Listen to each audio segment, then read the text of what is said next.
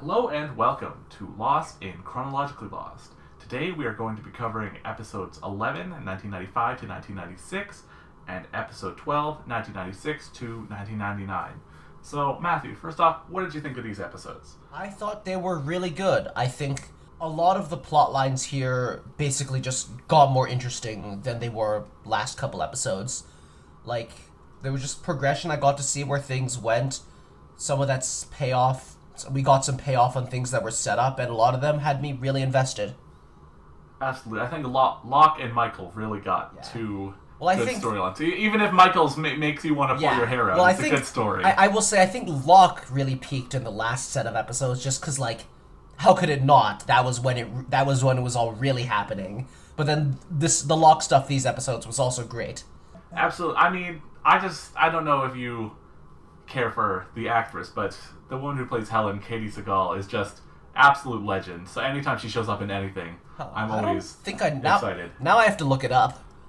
I believe she was on Married with Children. She was the mom on that show, and then she was Leela on Futurama. Oh yeah, you've tried to get me to watch Futurama, and I know I need to watch the best episode. And I know I should. I just haven't. But let me see. Yeah, you saw the best episodes, so it doesn't matter. You showed me them. No, I don't. Oh, and she's also a guest star on Brooklyn Nine-Nine. She plays the main character's mom on there. So. Oh yeah, you got to get me to watch that. But now, looking at it, I just don't think I've really watched anything, watched a lot of anything with her. But I mean, she was good. She was good in her role here. I didn't have any problems with it. Right. Anyway, so I think we should begin where this episode actually begins, which is picking up on the Saeed storyline. Yeah. So he's basically he's dealing with Nadia and asking her to look at photographs of suspects. So he's trying to get her to snitch on these people at this point, to let her go. I think it's not. He's just trying to find an excuse. It's not about the information she has. It's about trying to free her, and it's the struggle. But especially just with the lines that he says, this isn't a game, and she says, but you keep playing it. Yeah. Which is she knows that he doesn't this isn't what he should be doing, but he keeps playing into it because that's just where he is. Then cut to Locke in anger management. Anger management. I thought it was like some kind of support group for having bad parents. Yeah, no, I love this scene of just you want your damn $30 back. I want my kidney back. It's just like, yes, he's spitting. Like, you can't blame him there. He has a right to... I mean, he's being an asshole, and, I'm sure that the $30 woman, her problems are a lot more extensive and complicated and long-term than just the $30. But, so he's being an ass... But he lost a kidney. He kind of does. Got a kidney stolen. He does have a right to go off and be that mad. Absolutely. And so we get the introduction of Helen, played by immediately starts flirting with him. He's like, I like bald guys. I'm not bald. I can wait. Yeah, it's great. And, so they get a nice little relationship going, which is great. Except that he... sits outside of his dad's house every single day. And the first thing I even wondered was, nothing goes well for Locke and his life and his backstories, so I don't even trust her. And turns out I could trust her, because I was worried, what if this is all just another scam? She's the one person you can trust, and yet Locke drove her away. Yeah, you can trust her, but still nothing goes well for Locke. Locke's dad, Anthony Cooper, actually does come out to go talk to Locke, and is basically just leave, and Locke just wants to know why he did all this, and he's just well, whatever, I needed a kidney, just stop annoying me. I just want to be clear, Anthony Cooper is human trash. But also Locke kept doing this after his dad moved, because this was a different house and he was still, it's damn, you are dedicated to this. It's rough. Early on, when we first met Anthony Cooper, I was thinking, this guy seems like some kind of old money kind of guy, or something, rich guy, businessman. And now it's oh no, he's consistently a con man. Everything he has here is from conning people, I think. Yeah, and this goes back to why you were saying, oh, he votes Republican. I'm saying, no, he doesn't vote. He can't vote because he's not living under his real identity. He doesn't have the proper credentials for that. Yeah, he doesn't pay taxes. Exactly, yeah. What are they going to tax me on next? My income? So back to the Saeed storyline. He's helping Nadia to escape after he is ordered to kill her, and because obviously he's not going to kill Nadia. Yeah. And then I'm thinking, like, how's he going to pull this off? But then he tells the soldiers with him to, go stay behind. He can do it on his own. And then just immediately, like, all right, get in this truck. And of course his boss comes in. Of course. And so Saeed shoots his boss, and then Nadia's like, okay, well, now you have to come with me. Like, and he goes, no. And instead, just shoots himself in the leg instead of choosing to leave with her. Kind of like a baller move. Like, that is a good plan to come off like you aren't suspicious. Yeah. I mean, I don't know how it's gonna go. I don't know. Maybe they just arrest him anyway. Maybe they just suspect him. But I feel like that was a good in the moment strategy. And I mean, he was willing to sacrifice a lot there. Right. And Nadia also gave him a note. And I'm gonna be honest, I don't remember what this note says. Obviously, it was written not in English with no subtitles. So I don't know. I was wondering, but I mean, it was probably just something sweet, It's that's what I assume. I honestly don't remember, so it couldn't have been that important. And so back to this Locke storyline. He's really getting his relationship going on with Helen, and she gives him a key to her house as long as he stops going to sit outside of his dad's house. Which it's like, yeah, fair. Yeah, that's pretty weird to keep doing. She's totally right. But she's coming off as a little controlling and trying to get him to do that, where I don't think she's like a controlling person so much as it's just like, what's the strategy for how you get someone to stop doing something like that? Do you say, like, do you try to control them because you need to be firm with them? Or do you try to not come off as controlling so that they'll be able to accept it on their own? Or, I don't know. It's tough because he has... It's the kind of thing where it would seem controlling, but in this case, what he's doing is just such a negative situation he continues to put himself in that that it's really for his benefit. He went anyway, and she rear ends his car, throws his car keys over the fence, says it's like him or me, gives the ultimatum. And you know what, I think she was right to come off that controlling, be like that, because like temporarily it worked. She said him or me, and that got him to accept it, at least for a while. Yes, at least for a little bit. So then we get this Michael storyline, which I know you had some strong reactions to. Oh yeah, well, even though I've already seen it now, this is my third time seeing it. I still get very bitter about it. So far, this part didn't get that crazy yet. Like, I will really have some things to say later on, but already right now he's talking from a payphone, and she's not letting him talk to his son, and she's with her boss, which is just like. That's awful. And he says, I'm coming to Amsterdam, and then promptly gets hit by a car. It would seem so random and unlucky, but then it plays into the rest of the story so well. Right, because his ex shows up, and she pays all his medical bills as obvious manipulation. It's complete manipulation, because then she's like, I'm marrying Brian, and he wants to adopt. And, she's like, why are you trying... I think she says, like, ask yourself why you're doing that. She's like, why are you trying to take him and control him? It's like, it's his son. Yeah, she always plays the line of, just think about what's best for Walt. Well, you know what? It's like, what's wrong with Walt having a relationship with his father? Yeah. It's not like Michael's a bad guy. Yeah. He is a loving father who wants to be there. Like, and it's his son, and she is not doing any consideration. She's not considering at all what it would feel like for her if somebody tried to take Walt away from her, because she's selfish. But I'll have more to say to that about that. Yeah, because for now, Locke is happy with Helen, and it's all nice and cute. And he's like, read your obituaries, and I'm like, okay, she's about to read that his dad died. And yup, he died, which is, and I'm just no one else is at his funeral.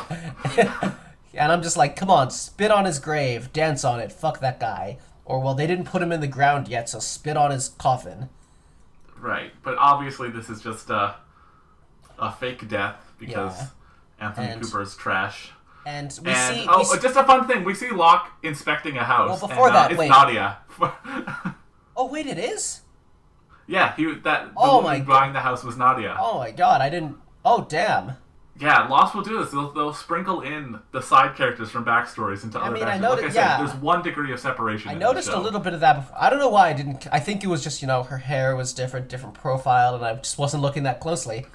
But I want to mention... shot seasons apart and everything. I want to mention, before that, we saw the 2 gangster-looking guys at the funeral, and they were like, I don't know, my guess there was that, like, his dad owed them money, and now they were going to want Locke to pay the debt, and they were just going to assume you're his son, without realizing what their relationship was like, but then, it wasn't that.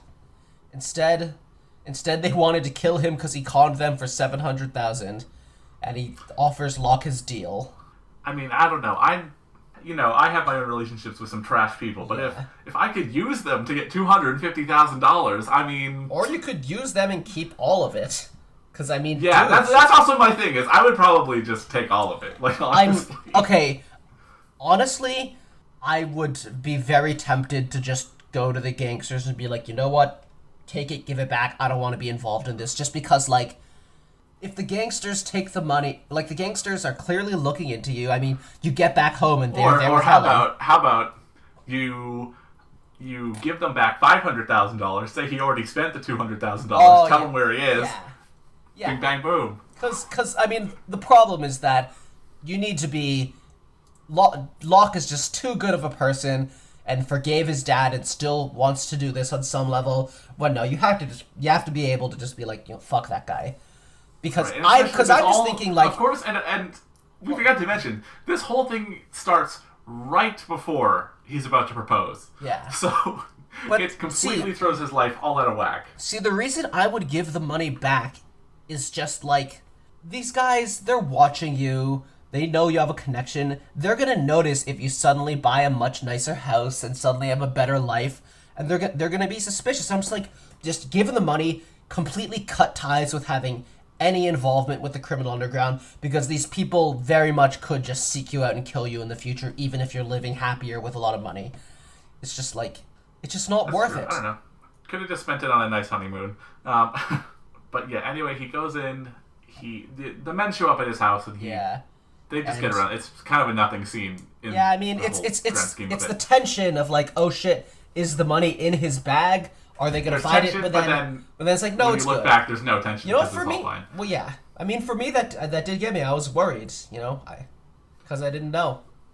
Right, yeah. But luckily he was smart enough to not carry it in his bag with him like that. Anyway, so he actually goes and gives some of the money back to his dad. He doesn't deserve it. No. And, of course, Helen shows up and slaps Anthony Cooper, which I have to say, Katie Sagal, queen, doing what we all want to do. Yeah. And she is just so mad at him for lying. I'm like, that was such an unnecessary lie. Yeah, it was. It really was. He messed up. Because I feel like he was just in a lying place because he was so anxious right after those 2 guys were there that he was like, oh, I can't tell the truth. And he wasn't thinking logically and like, I can tell her. It's like, he was just unnecessary. He screwed himself. Right, and he even tries to propose that she's like breaking up with him. So, which is not a good look. To be fair, he had the ring, so if you just did it without even having a ring, it would just seem like a please stay with me manipulation tactic, but he had the ring, so at least that was sort of saying, no, I wanted to do this, but once ultimately... again, Anthony Cooper's manipulation leads to Locke's life just going down the toilet. Yeah. Which once wasn't enough. So, then we are going to get this Desmond storyline. So, now, let me say before we get into any of this, is one, Desmond is the character who is most hurt by Chronologically Lost, because his story, it doesn't make sense when you see it in this version. It just doesn't. And I want to ask, Matthew, didn't it feel like there was kind of a step missing between him meeting Penny and now them being broken up? Oh, yeah. Yeah, it kind of feels like there's another story to tell there, right? Yes, but I feel like... but I think that this is not the only time Chronologically Lost has kind of cut in that way. I mean, we see that we see that with Locke later too. There's been plenty of times where I just feel like there's more continuity I'm missing. Right. See, there is a whole step you're missing, but it is that the entire sort of other storyline for him to do with Penny is a dream sequence flashback. Because you mentioned to me that there's a dream flashback, and because it's a dream, then they edit it differently, and so this is the one that happens with. Right, and I mean, you'll see when it comes up. And then also, weird. with this Desmond plotline is his mind time traveling. This whole back and forth thing where I only get to see half of it, which just seems like, all the time travel stuff earlier in the show, that was fun, that worked. I feel like I could watch that and appreciate it in a way where I can enjoy seeing them out of context and then sort of getting attached to them, and then later then I can see their earlier lives and what led to that, and then eventually get what happened after. This is just like, eventually I'm going to see the other half of this, and it's going to be really awkward. And like with all the other time travel stuff, I don't think I even need to rewatch earlier stuff to understand stuff later. It's just like piecing it together as part of what this experience is. With Desmond, I honestly might rewatch this episode just because this is back and forth in a way that, like, come on. Yeah, see, you're seeing one half of what is in the real show. It's honestly a lot of people's, like, either favorite episode or it's just it seems episode. interesting. Personally, even in the way that you're originally supposed to see it, I don't think it's that great. Like, I think it's a good episode. But I'm not gonna say it seems like I'm missing out on something amazing. I mean, I don't know how much I'd like it normally, but it definitely feels like I'm missing something interesting. Right. So we're gonna go through all these blips with Desmond. I will say, he's in the military, and just the important things I just want to say first is, he dreams he was on a helicopter. He dreams he was on a boat, which he's not dreaming, obviously, and says, Penny was in the photo, and he tries to call her, and she just doesn't want anything to do with him, and this is everything before he meets up with Daniel. So I just wanted... Yeah. So, first of all, I think him joining the military feels very similar to him joining the monastery. He is he's a flaky person who can't figure himself out, and so when things go wrong for him, when he can't handle his love life, he just finds something to pour himself into, something to join where he'll be in that thing's location and not really leaving. He needs just something to some new situation to immerse his life in so he can escape. And it just seems like a pattern with him. Yes, it's continuing the whole theme from his last thing of you're running away, but you don't see what you're running towards. Yeah.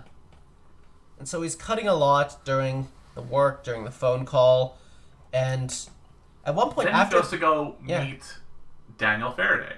It's like, what? Just who like is and also an Oxford professor at age 19. Good for him. And Daniel, well, he doesn't even believe him. He's like, why would I send you to the past to help you? Why wouldn't I just help you in the future? Why would I put you through the headache of time travel? It just seems a little unnecessary. Which I found funny, even though I don't think Daniel did it on purpose. So Desmond tells him what to set his device to, and he even says, I know about Eloise. Which is, and I'm like, his mother? And no, it's the rat. But yeah, I think, Daniel says, well, if this happened, you can't change the past, so why don't I remember this? And they said, well, maybe you forgot. Like, sure. Right, so I do think it's lovely that Daniel names his experiment rats after his mother. Yeah, it's a nice little character building decision. Yeah, they are able to transfer a rat's consciousness through time. Yeah. So, and of course, I feel like when the writers want to show a science experiment, they make it a mouse maze. But you know what? They justified the mouse maze. That's an interesting thing that she could do it even when he didn't teach her how to do it yet. Exactly. It's a fun way to show it, and it's something that you can actually do in the real world just by training a rat to run a maze and shine a bright light on it. He says he ends up on an island, and then he cuts away, and then he's back, and it's 75 minutes later. But it was only 5 minutes for him. And it's so... I'm missing a lot, but I will say, this plot did start to make me more interested in Desmond than I was last episode. Oh, yeah, here's the thing. Desmond is so wrapped up in the science-y magic of this series that I think that's also why he's a lot of people's favorite character, because he has sort of the human character that I really like, and he's also wrapped up in sort of the science fiction elements that a lot of other people liked. He's like the perfect kind of combination of both. So the rat dies, and Desmond is like, am I gonna die? And the solution is that you need to figure out something you care about in the future and the present that you can touch and connect to. And I'm like, okay, he's got to use Penny. I'm like, is Penny also on the island? And I'll say, like, later he, like, needs her number to call her. I'm like, can he call her from the island? I don't really get the connection. I'm sure I will eventually. I will say, this is much more bullshit time travel than what we got so far in the show.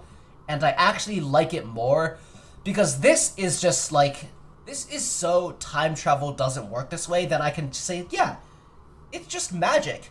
I don't need to worry about the rules of this. This is not following the hard time travel rules of what would happen if you moved someone's consciousness back and forth. Like, is it replacing his old consciousness at the time? Don't worry about that. This is literally just magic. So, like, it's just, I'm not even worried about the rules. Well, I will say it's basically like their consciousness, like his, what year was this? 1996. It's basically like his 1996 consciousness and his 2004 consciousness are switching places. All right. Well, do we see the other one? Yes. Yeah, you'll see. Yeah, you'll see the other side of this. So, well, is it like? But then sometimes he's just more like in a coma than anything. Like. Well, because there's different times. Oh. Okay. So, well, anyway, that's confusing, and the idea that time travel... But also, to be fair, does the time travel still make sense? No. No. Like it's like the idea that the time travel would be stopped by something he cares about at both times is just complete nonsense. Where I'm like, it's not about what you care about. It's needing a constant. Okay, I just the constant doesn't. You don't have to actually care about it. It just has to be something that can be in your life. I could never see time travel working that way, which is what. It doesn't feel like scientific time travel. It feels like, okay, it's not going to be literally this, but it feels like someone cast a spell on him, or like a curse, and that's, the magic, the curse is removed by fulfilling this condition, and I can just kind of accept it as that, because, like, yeah, sure, it's magic. That's, like, basically the kind of story trope it feels like to me, which I find, like, plenty acceptable, and I'm not worrying about the logic of the time travel. I guess, right, yeah. And so, obviously he goes and he sees Penny and he begs for her number, but it says he won't call until December 24th, 2004. Also, wait, we got the scene where he meets with Widmore, which... Right, I just wanted to talk about this after, because of the whole Black Rock auction, which it seems really interesting because it's like, oh, the Black Rock and everything, but the dates that they give are... they're the wrong dates for when it crashed. Huh. And is that also, important? It says... It's not important. It's just a mistake. This is to show, people say, oh, it's so well thought out. They didn't even check. They didn't care. It's fine that they check. And they also say, oh, it was heading to, well, like Thailand, basically, the old name for Thailand. When we know that's not true because it was heading to, like, the New World. It wasn't heading to the southeast of Asia. Like... But, I mean, yeah, Widmore would be interested. But the thing is, I don't and also, Widmore's Penny's dad. I brought it up because this was when I first realized that. Right, I forgot that that's a reveal for you. 1 degree of separation, you're right. Yeah, everyone knows everyone's relative, basically. We are into episode 12 now. I will say one thing. I do not remember... I did not forget that somebody mentioned that... Desmond, I think, failed to push a button, and that caused the electrical surge that caused their plane to crash on the island. I don't understand how that could have happened, because would that mean he had to be on the island before the plane?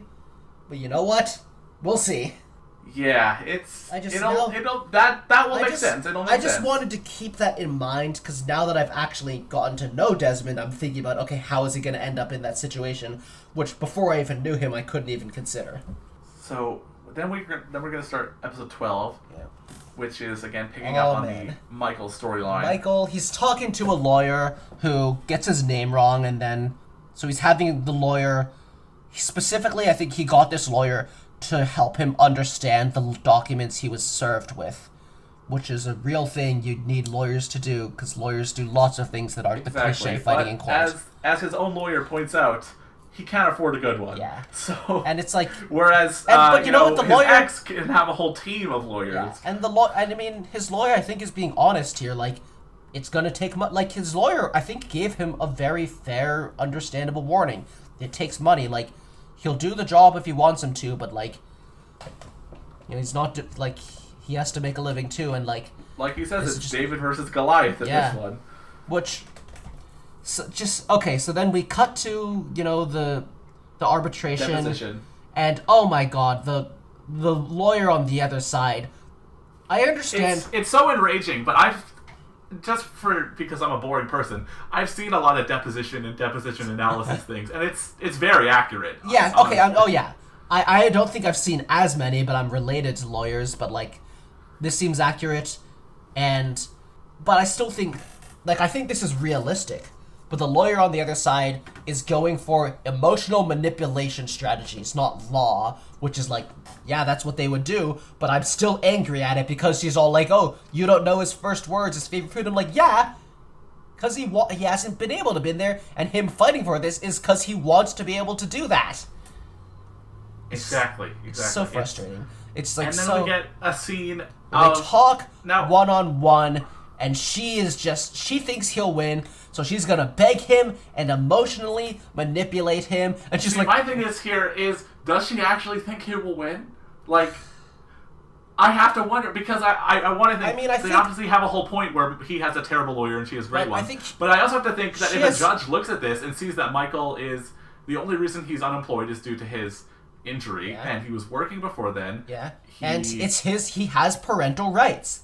Yeah, he has parental rights. If Michael it's not like he doesn't have a criminal record. He's not. Yeah. He doesn't have a history of like substance abuse or anything. Yeah, he's just someone whose girlfriend moved. Yeah, and he wants to be there for his son. And like how to say? Like the only way Michael loses this case is because he runs out of money first, which honestly could happen and is awful. But like, that's how it could go. And I mean, I feel like she's almost. Okay. I think if she would be willing to have her lawyers be that scummy, which I think she would, then she could win the case basically by using strategies that are designed to drain him of money until he can't fight it anymore. Yeah, but the thing is, though, is that he's the one who's actually using the strategy to drain himself of money by filing the injunction. So she didn't. True. She didn't even want to do that. He was actually that's the one thing I will give her. She didn't want to drain him of money. Yeah, but I think she would to win.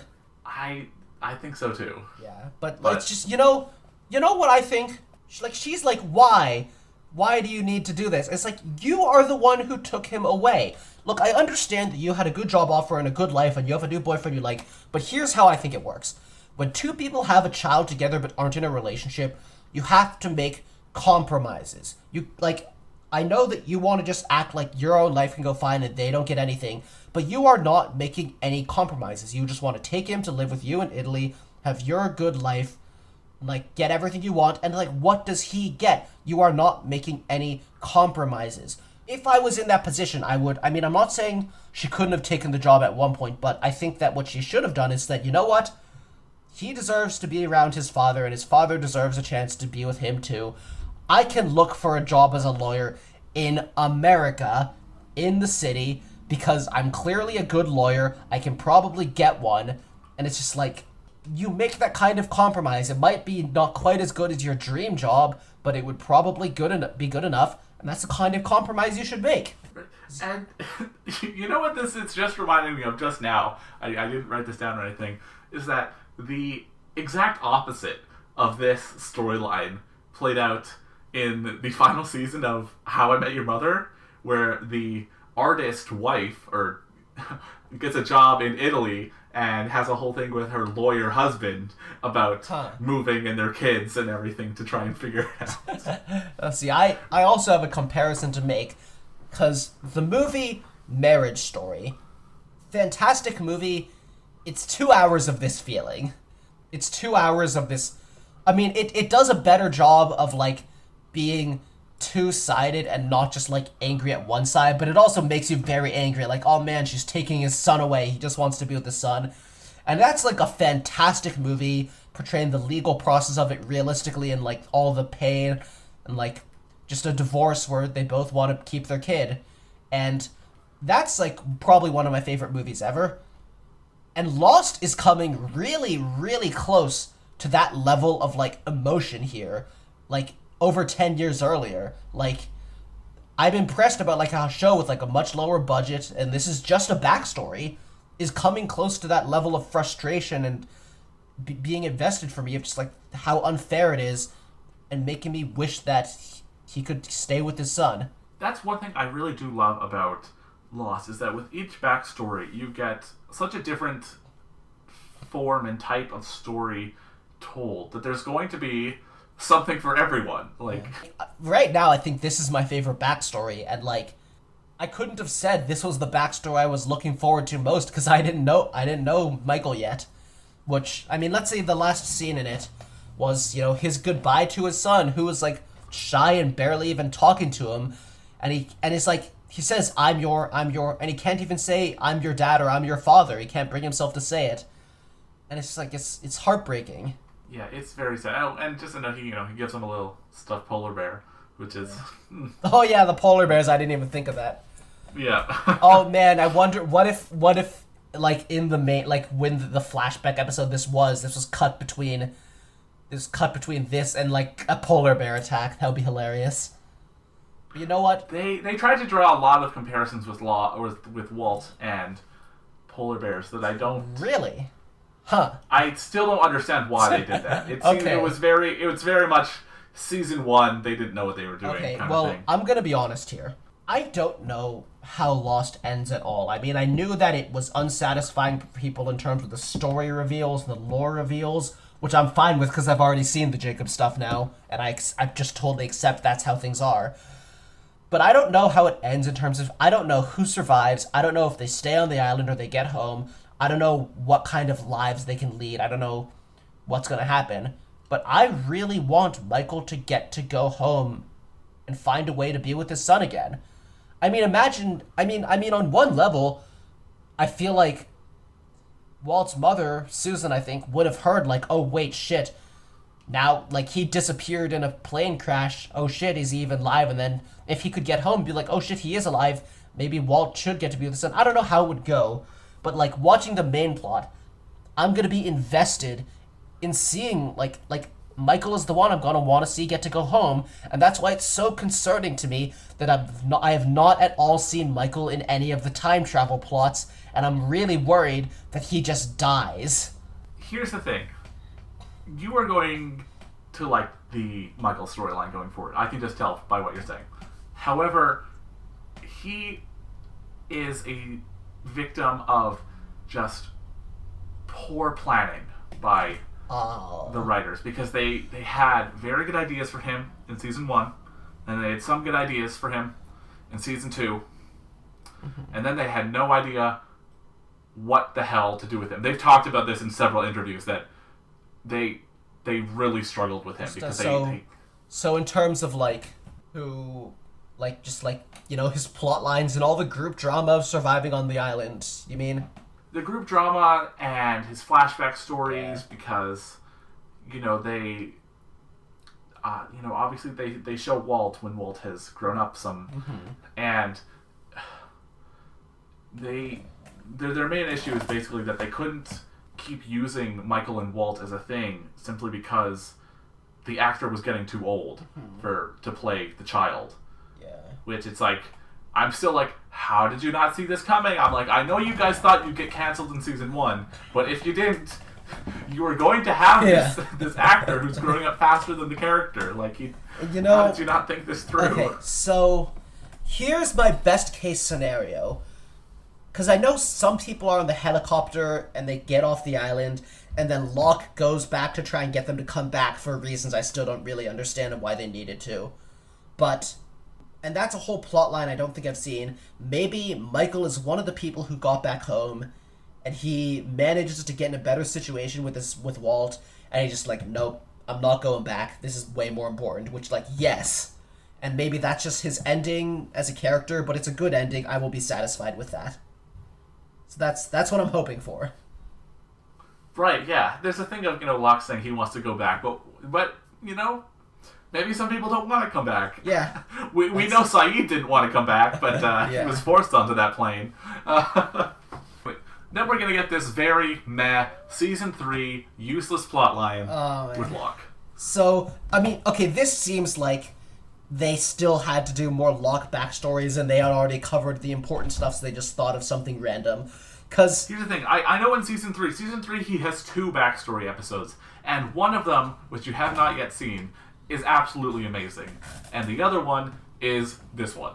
It just seems like, it's like Locke has this whole story of his childhood and his life being a struggle, and then he meets this father, and then he gets betrayed, and then he meets this girl, but then because his father, that goes horribly too. And it's just like, powerful story. Who the hell would think that what happens next is he becomes What does any of that have to do with living on a commune and that gets infiltrated by a cop? Like, what? It's just like, the only thing I can think is that maybe this was part of his... Okay, I understand the value of, like, he has a found family, he finally starts to be in a good situation, but that's, like, weird. That's still just, like, weird. Yeah, and I think it might have also been to do something with... Oh, are you a farmer or are you a hunter? And yeah, and blah, well, blah, also, blah. But that's just I just see this maybe starting to. I thought maybe it would start to explain how he started to become a badass because he has all these guns. He's becoming more of like a guy who can like get in those action situations. But I don't know. It doesn't really seem like that.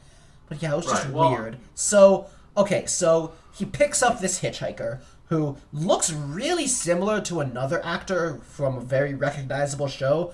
That I was about to say, it's not him. But it's not I also had to check that it wasn't him. It's not him, but I did look up what this actor was in, and this actor was Goku in Dragon Ball Evolution. Oh my god, you're right. Oh my god. You're right. And I remember reading an interview from him where he was like, yeah, that movie's trash, but he's like, I was a young actor, I wanted a paycheck. I did not... I've enjoyed looking up what actors I recognize or what they're in, because I know some from just other shows, from like sitcoms or other dramas or stuff that I've seen. I haven't seen a huge amount of TV. It's not really my main thing, but I recognize some actors, and that's fun. I didn't expect this connection. Yeah, that's a connection we'd like to forget. Oh, I should also just say, in between this whole weed farm storyline, we get a scene of Charlie who is busking a terrible song. Okay, this is the kid with the swimming pool, right? Right. I was mistaken when I told you he was Australian. He's actually British. I don't know. I only realized that later on, like a little bit later in the episode. I was like, who is this guy? And like, oh, the swimming pool. The swimming pool still didn't matter. Yeah. And so he saves this woman who's being, attacked. And the woman is Nadia, again. She's this world traveler. Wait, it is? Oh my god. Okay, yeah.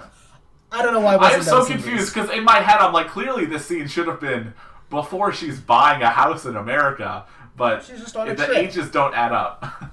Yeah. Well, okay, and she's like, you're a hero, and I think this is kind of cheesy. I wasn't super... I mean, for one thing, he was playing Wonderwall. Yeah, secondly, like I said, terrible song. This whole like, you're a good person. It's just like playing Charlie up as this good person, and I don't know. See, I think that's why it had to be Nadia, because if this was just some random actress or whatever, I wouldn't have believed it. But after everything she went through with like Saeed and everything, it's like I do believe her when she says that. Like, yeah, but anyway, so I still want to talk about some stuff with Locke's plotline, because I mean, when we first see them having dinner together, I'm like, this is a cult. Are they communists? It would be cool if they're communists, but I don't know. But then next we get, basically Eddie asking what's in the greenhouse. I'm like, okay, so they grow weed here. Okay, that makes sense. which again, really weird for Locke's plotline to have gone this way. But then, and he's like, "Oh, you're trying to blow something up." It's like, "No, Eddie, it's just weed." But of course, Except Eddie. that obviously he knows it's weed. He knows. He's a cop. He's a cop. Good for him. Yeah. So Locke. I said cop. Locke takes him out to the woods and is gonna shoot him. And I like how Locke is like, "Oh, I didn't load that gun." But yeah, I mean, and it's nice how he's gonna shoot him, and then he doesn't shoot him, and gets told he's a farmer, and that's the end of that plot line. I like where he says like, "Oh, we chose you, Locke, because you didn't have a criminal record, you hadn't been here long. The psych profile said you'd be amenable for coercion," which is just like, I don't know, man. Damn. Yeah, it's just like, what, did we really need him getting manipulated by some rando? Like, no, we didn't. Then we get a scene with Miles, who is looking rough. That is. Whenever his look was there, it was not a good one. I don't know. He was, certified. Like piercings and everything. One dyed vertical stripe down the back of his head. What the hell is that? He is a certified e-boy. He's 10 years too early for that. That's. But he's seeing his dying mom, and he's just like, "Why can I see dead people?" And she's like, "I don't fucking know." And she won't tell him about his father, and she finally says, like, he died and he kicked us out. He never cared about us, and which we know is a lie. I think that maybe she's just resentful, but I really think that it feels like the writers kind of stitched this together. They set up this whole, his mother hates his father, he didn't care about them, and then they're like, "Oh, well, now we want to show his father an actual plot line," and they didn't really make it make sense that he didn't care about them, so they just gave this one scene of him yelling at her to leave, and I'm just like, okay, but she would know that he just wanted them to evacuate to be safe. I don't know. I guess. I think this is something the writers... I mean, maybe it's not like a plot hole. Like, I can totally see that in the years since he died, her way of thinking back on it changed, and she just started to not trust him, be resentful. But it feels like the writers didn't... Like, when they actually went to the time travel arc, they didn't plan out fully... They didn't plan it out to be fully consistent. Oh, absolutely. And you know what? All of Lost. Here's my take on this.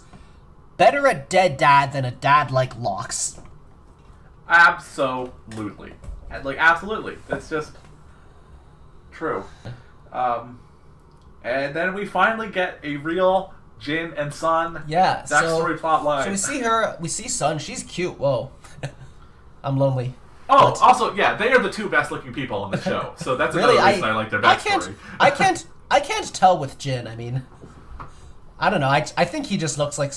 Okay, Jin looks like a dude, but I also think the actor looks a little older, which works for, like, the present, but then with this being a backstory, I feel like they didn't really make him look that much younger than he does in the present. Look, okay, it's Daniel Day Kim. He looks great. We're not going to argue about this. Okay, I don't have... I can't tell. So her mom or something is like, "Oh, we're using a matchmaker. You have to go marry someone." She's like, "You should have found someone at university." And she's like, "I was at university to learn." Which is like, yeah, respectable. Exactly, and says that since she didn't get one in university, now she's silver instead of gold. Oh. And it's just like, get out of here. Stop it. Oh. I see enough of these And then we get Jin in a very shabby looking house with his doesn't even have roommate lights on. Who gets told that love is coming for him. Yeah. And he gets and he's leaving the tag on his tie so he can return it. And he goes to the interview, and the interviewer is like, "I smelled fish on you," and he pulls off the tag, which he knows what he was doing, but they do accept him, but are like, "Do not open the door for people like you." Which is... Okay, the thing about that is that a doorman isn't like a bouncer, isn't like the arbitrator of who's allowed to enter the building. He's just there to make the rich people feel like they don't have to open the door themselves. I don't know, I mean, I think his boss is just being an asshole here. I think his boss is just trying to get to him for, like, "You're a poor person, you remember that."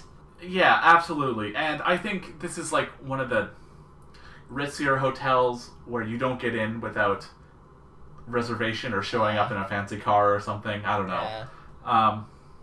I don't know the rich social life of Koreans. I just don't. I don't know. So I just assume that everything they tell me on a television show written by Americans is true. Yeah. So then, Wonderwall guy, because I don't think I heard his name yet at this point, so I'll just call him Wonderwall guy. Yeah. But in my notes, he's Wonderwall guy. He's a Catholic and he's going to confession because... Okay, here's the thing. If anyone is Christian in the show, they're Catholic. That's just how it works. Huh. Alright, well, he's confessing to all the sex, and I'm just like, kind of seems like you're just bragging, dude. Yeah, I know.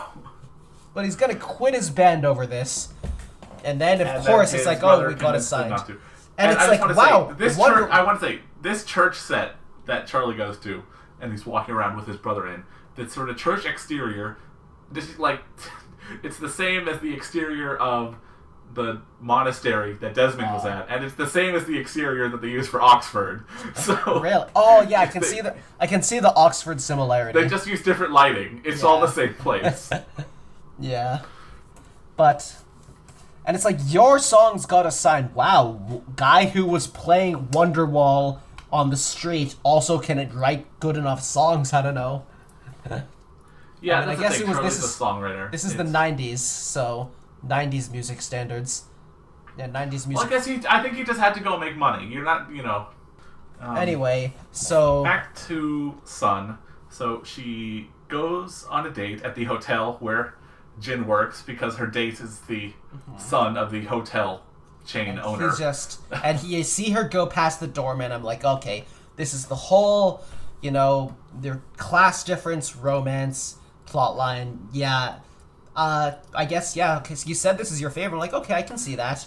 Right, but see, this is just this is so early. You're never going to guess where this plotline goes. You're just all right. But all right, the start is like, okay, that's the premise.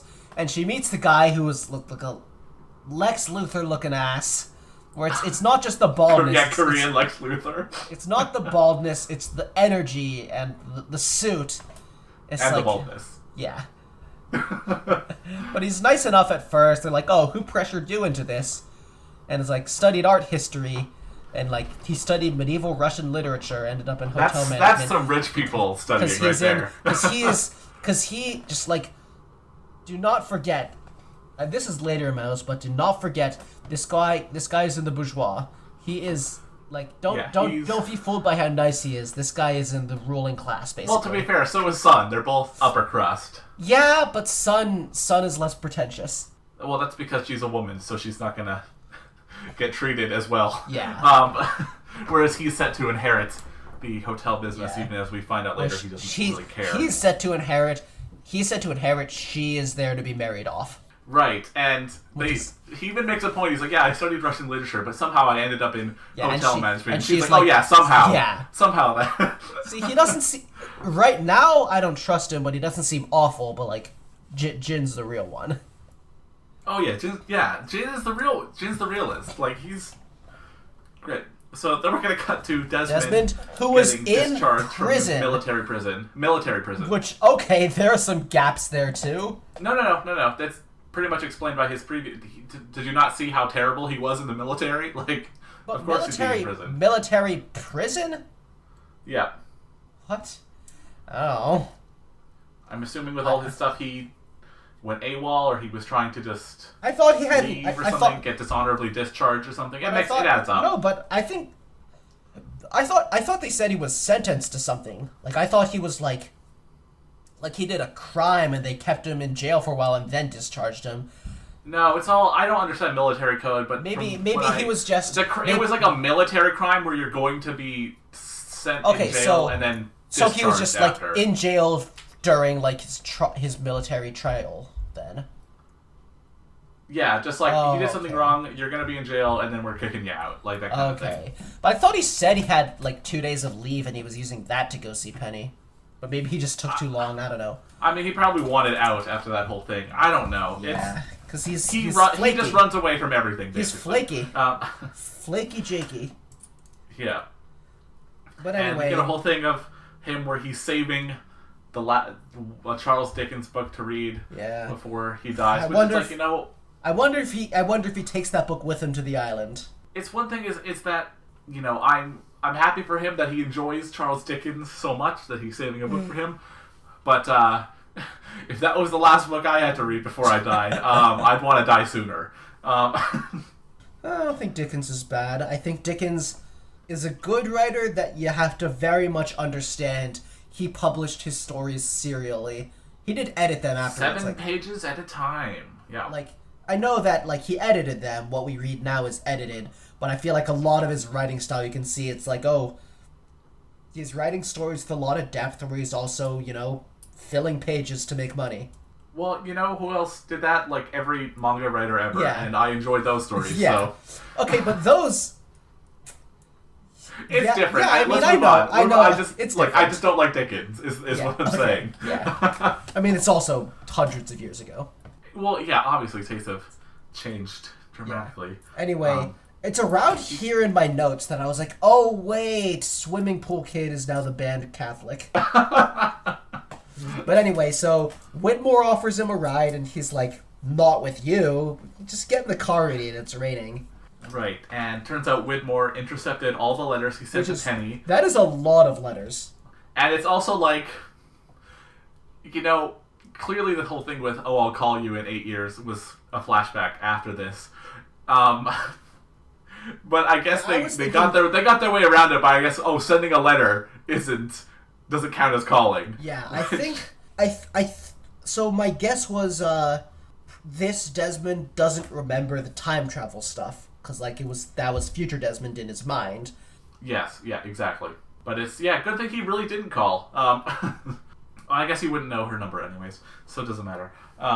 So Whitmore says, Penny is getting married to someone else, and he just gives Desmond a bunch of money to say, leave my daughter alone. Which is, I was wondering, why does Whitmore so invested in Desmond? But I guess it's just he just does not like this man, and doesn't like that his daughter dated him. It's just a here's your bribe, stay away. Yeah, well, because he apparently got close. I think in the previous flashback thing, he said, there was a time where if you asked her to marry you, she would have said yes. Yeah. And he does not want that happening, so... See, because before I realized it was just a stay away from me bribe, I wondered if the reason he was so concerned with Desmond was maybe, he was another. Maybe he knows something about Desmond is going to end up on the island. Jacob clearly knew things, but seems like he's just does not like Desmond. I wonder what he'll think of Desmond being someone who will be on the island. I wonder if we'd ever see that connect, or if that's just not relevant. Oh, you think they'll just drop that? You think it won't connect? True, it is lost. I don't know if... The thing is, I expected Whitmore to be someone, on the island in the present, but then he was kicked off. But maybe he'll come back? I don't know. Who can say what Whitmore is up to? Yeah. He's a very mysterious and rich man. And so back to the whole Sun and Jin. Yeah, and right now I'm like, oh yeah, I bet that Mr. Lee is gay, and then I'm like, actually, nah, this is 2000s TV. They wouldn't do that yet. No, but he does take Jin's sort of flower. Whatever you call that little flower. I'm just like, thing, which is like, hey, never bad to kind of do a favor for the son, yeah. The owner's son, getting good with him. See, I was always... this is a little paranoid, but I was like, is someone who's supervisor going to come and say, why don't you have your flower? And then he has to, say, no, Mr. Lee wanted it.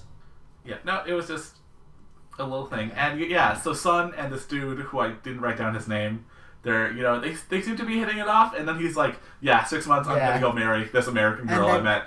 So... And I just like, oh yeah, of course he's using it, and she expected more, and he is just like, wait, you didn't think, I'm like, you fucking idiot. Yeah, it's just, I'm like, on the one hand, sad for Sun, but on the other hand, I'm like, Jin is right there, It's like, and on the one hand, I get that to this guy, fuck the arranged marriages, and fuck, his parents wanting him to marry who they want, he fell in love with an American, and, he wants that, but it's I could have seen this as if this was a story about the American and his love, and like how they met, but now he had to go back to his country, but he just needed to get his parents off his back so he could come back and be with her, I would totally be into that story.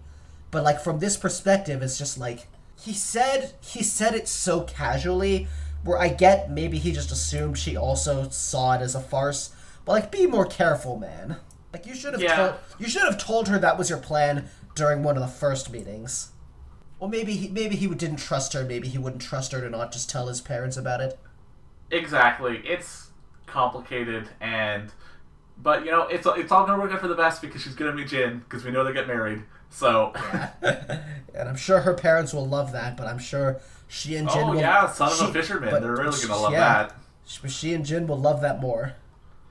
Mm-hmm.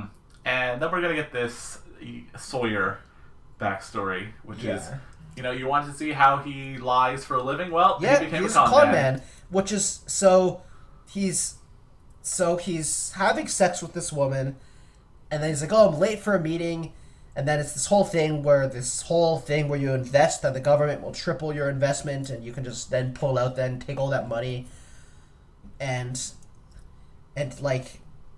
she's got a husband, and then the whole thing is just he introduced this entire thing with a fake meeting that he didn't even have a real meeting, just because he knew she had a husband with money. Yeah, and it's just, I mean, come on, anyone says, oh, just invest this money and it'll be tripled. They're lying to you. Like, they're just lying to you. But I mean, I'm pretty sure he just showed him fake papers showing it. And I mean, the husband should have done his own research independently and seen if this is real, but yeah. Right, and he has a whole conversation with the dude who he's using for the seed money. Yeah. Where he's like, oh, you know, it's so easy with women. You just have to have great sex with them and then they'll do whatever. But with men, it's different. And I want to say, is it though? I'm like, I think it's only different for you, Sawyer, because you're straight. Like, it seems like it seems like it would still work the other way around. Yeah. You just have to either be a woman or seduce a gay man. You know. Yeah. Yeah. Would Sawyer have gay sex if it was worth it for the scam? That's the question. He would not. Okay, then he is not dedicated enough. This is a character from a 2004 television show, man. But so, I mean, we have the whole scenes of him manipulating them that, I mean, he's pretty solid at the manipulation when they're, like, eating together, like, he wants to walk away. He shows the money, says you can have the money with you. And, you know, and then, yeah, that was, I think, before he had the conversation with the guy who gave him the seed money. But then, when he goes to close the deal, he sees they've got a kid, and he's whole like, oh, that's just like me. And then it's like, because his whole backstory was his dad got conned, and then his dad ended up killing his mom and himself. And like, exactly. Here's the thing, Sawyer.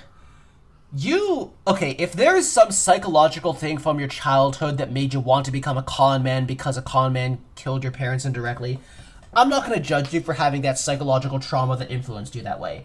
I'm not even going to judge you too hard for conning people. You're conning rich people anyway. Look, fundamentally, you have designed a con around stealing money from couples. That is your fundamental premise, so you should have realized way earlier than this that this could have the exact effect on a kid as what happened to you in your childhood. Like, this is not you doing some arbitrary con and then it happening to affect a kid in that way. And you're like, oh, I couldn't have seen this coming. You could have seen this coming. Yeah, that's just the power of hindsight in looking at this, because obviously this whole thing is meant to show that, like, obviously his trauma is still affecting him. I get it. I mean, he doesn't... He has at least some amount of morals. He's not a moral person. He likes scamming people. He likes conning people. That's fine. And it's only once he sees the kid that he's like, realizes, I'm not judging the writing. I'm just judging the character. Oh, absolutely. This is why I was talking to my mother about this earlier, because, you know, Sawyer was her favorite character, obviously, on the show. Really? And, yes, and I said, oh, you know, I was Is it just because he's hot? I said to her, I was like, oh, I was just talking with my friend about Lost and who his favorite character was, and she goes, oh, is it Sawyer? And I'm like, of course not. And she goes, oh, of course men don't like Sawyer. And I'm just like, hey, I don't think that's the issue here, Mom. Like, I liked Sawyer. There was a lot of scenes where I liked Sawyer, and even once I saw him got more flawed, I found him interesting. I don't have anything against Sawyer. I guess he's just that handsome that it just blinds people. It's just like, I'm repeating myself, but it's like, you could not have done a better job than that of designing a con that would repeat what happened to him in his childhood. But then, I mean, the thing is, he left his money there too. He dropped the suitcase. Like, what's he gonna do with the guy who wanted his money back? Right. I don't know. I honestly don't remember. See, I don't know. I don't even remember if that comes up. Yeah, I don't know if this is gonna be like a direct plot line that gets continued, or if it's just Lost gonna do, like, the next time we see Sawyer is 2 years later, where he's, working on a weed farm. Luckily his whack season 3 plot will actually be good. Honestly, I could see Sawyer. I would give it like a 7 out of 10, whereas I'd give the Locke one like a 4 out of 10. I could see Sawyer going to work on a weed farm more than I could see Locke doing it. That was just so... Like, okay, if there are 2 big things to have an end-of-episode discussion on, because that was the last thing in the episode, like, two end-of-podcast discussions on, it's Michael, that just made me feel things that made me angry. Yeah, Michael's plotline is just a study in why women deserve less. Like, so we mean that ironically. We mean that as a joke. We love and respect women here, and we hate the systemic sexism in society. Like, and we also hate Susan. Yes. We hate all systemic oppression, including all the fact Susans. And including the fact that Michael is being oppressed here. So what was the other thing you wanted to talk about? So it's like 2 big takeaways. First one is Michael's plotline. Second one is just, what the hell is that direction for Locke's life? Seriously. It's like everything with Locke's plotline. If you asked me to guess 1,000 ways it would go next, maybe I would guess that he goes to work on a weed farm, but only because I would have run out of reasonable, believable guesses, and I would just start guessing random nonsense just to fill up 1,000 guesses. I would never expect that to actually be where he goes. Like it raises questions of, like, how did this happen? How did he meet these people and decide to join this? Like, did he seek this out? And I mean, it's not like it's impossible to believe.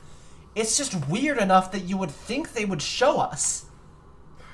It's a season 3 flashback that doesn't make any sense, especially because there's going to be more Locke things after this, and it doesn't factor into it at all. This is just like a weird blip in the middle. It's like of nothing. It's like another. Are we even going to see more of that, or is like the next? Just no, that's it. That's like it. The next time we cut to Locke, nothing to do with this. Nothing to do with that. See, you can it's completely skip it, so and like it would change nothing.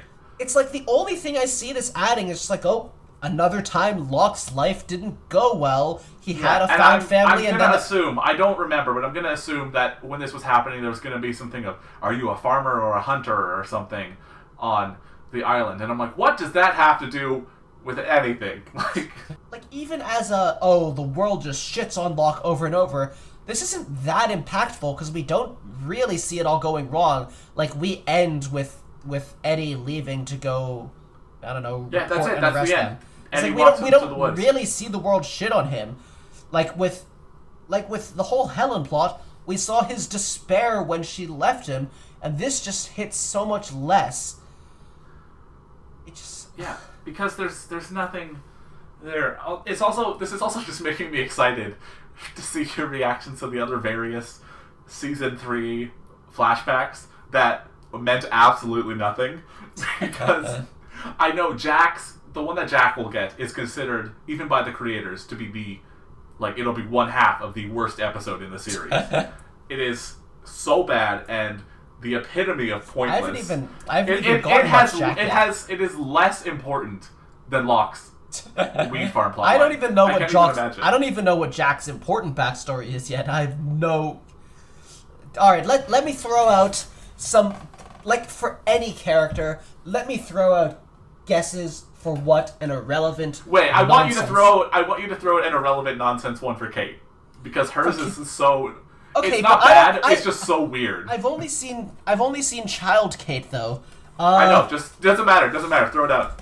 Kate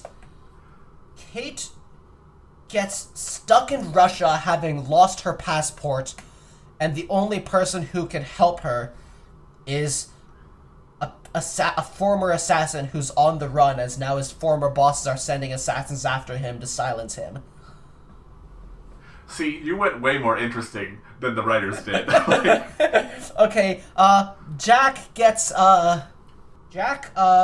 See, you're thinking too far out. You're thinking these are big ideas, but the thing is, they're so bad because they're such small ideas. Okay. There's, like, nothing to them. Okay, small. Okay, let's think small for Jack. Small ideas that they're going to expand into, like, 22 minutes. Jack meets his long-lost twin sister, who dies in 20 minutes. No, that's too interesting. That's too big. Okay, Jack tries to help his dad fix their broken TV because his dad is an asshole. I don't know. That's closer. That's closer to what it'll be. You're still his, way off, but it's closer. Is his dad is an asshole accurate? I mean, that'll be in the important plot lines, though. Oh yeah. Here, let's go for another. Who has a boring one? Oh, who else has a boring one? I can really only think of Locke, Jack, and Kate for the really extreme ones. There's gonna be a really weird Saeed one. Saeed? Okay, see, I don't know. It won't be in Iraq. I'll say it won't be in Iraq. Okay, because I was thinking, like, I mean, he's gonna be on the plane. Does he end up in America? But, Saeed tries to make it as an erotic dancer in America. No, you're thinking too big. The thing is, these plotlines are so small. Okay, I'm sorry. I'm more creative than the Lost Writers were during season 3. Yeah, it's only during. I'm not gonna say I'm more creative than them in general, but season 3, I think I've got them beat.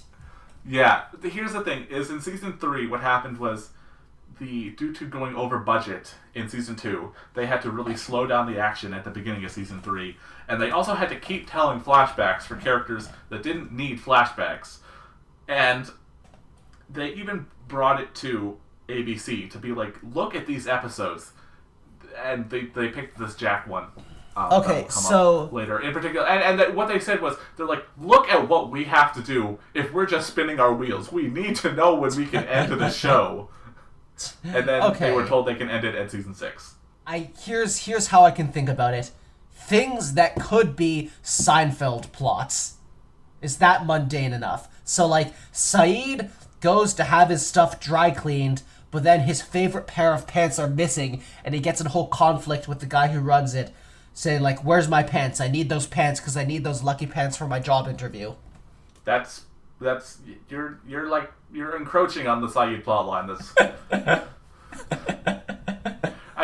That's it. I think we're gonna stop the guessing here. But I'm so excited for you to see, because I think these are gonna be the most fun discussions of these terrible plot lines that they had to put into season 3.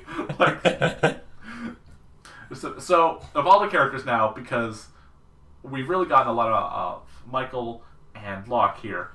And maybe the Locke stuff is I don't know about that, but yeah, we've also seen some Sawyer and everything.